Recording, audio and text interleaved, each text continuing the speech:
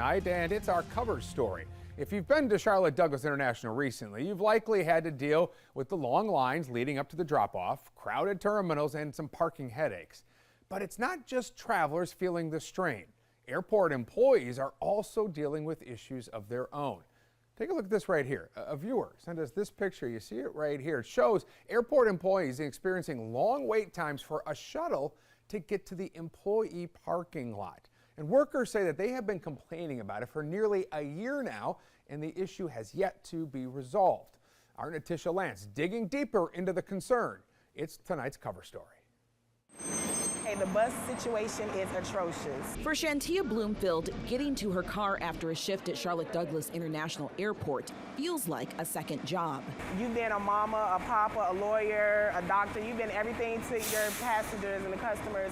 Now you just want to go home. But Bloomfield says it's not so easy. As soon as you clock out and you come outside, now you're in a mob situation. A viewer sent us this picture showing how crowded the sidewalk can get for workers waiting for the employee lot shuttle bus. I've been out here about an hour waiting for an employee bus to get here. And she says it can get dangerous. I remember one time getting on the bus, I literally felt like I wasn't walking, like I was pushed onto the bus because the crowd was pushing me forward.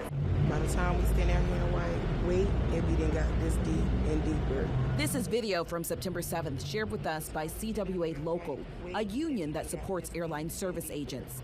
She thinks more drivers are needed for the employee parking buses. The shift times are bananas, and so either they don't have the employees to cover the shift times, or they just don't care about the shift times. We observed employees waiting for a bus after a shift change in the early afternoon.